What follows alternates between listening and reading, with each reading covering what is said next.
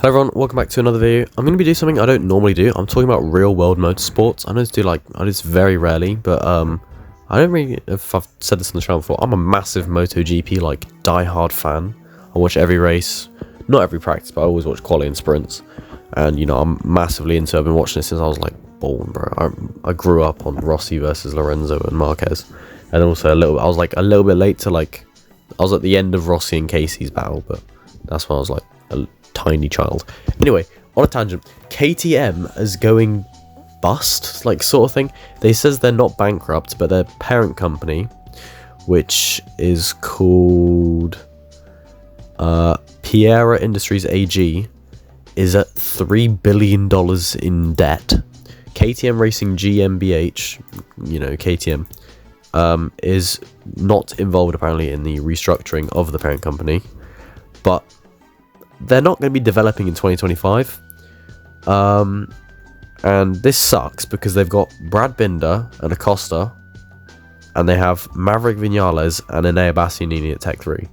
This is like the best set of 4 riders you could probably have on that bike without having like Marquez and I don't know. That's probably, yeah, without Marquez, that's probably the best set of riders you can have on the grid right now. Maybe Miller on development, but they got rid of him, which is fair enough.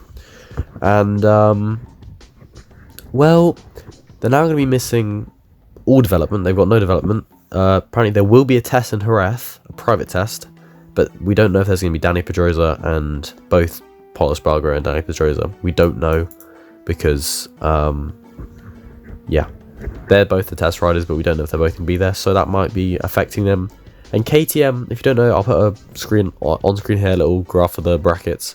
There is a brackets in MotoGP for funding. KTM is in the, I think, B tier bracket, which is the closest you can get to Ducati without being an A. So it's Ducati and S. A's got no one in it because no one's on Ducati's level. Then you got Aprilia and KTM, and Aprilia is a small factory, so it's kind of just like KTM bringing the fight to Ducati. And then you got Yamaha and Honda in the bottom category. So yeah, it looks like all hope is lost for me being a PEDRO Acosta fan, and I reckon by the end of 2025, KTM won't even be in MotoGP anymore because, I mean, we're going to be losing 4 rides, but maybe Yamaha picks up Tech 3 like they used to be with, you know, with like, what's his name? Wasn't Crutchlow there, and Ben Spies and stuff. I think Zarco was there at one point. I don't know if he was on Yamaha. I might be wrong, but that sucks for me, honestly, as a Acosta fan.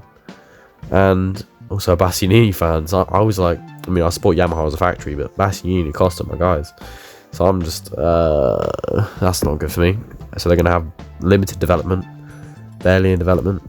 And then, yeah, it seems like the Red Bull sponsorship's not doing enough. But there is a saving grace. Suzuki has been having chats to rejoin MotoGP. And you know what? I'm all over it. Oh my god, I love Suzuki. Suzuki's the best.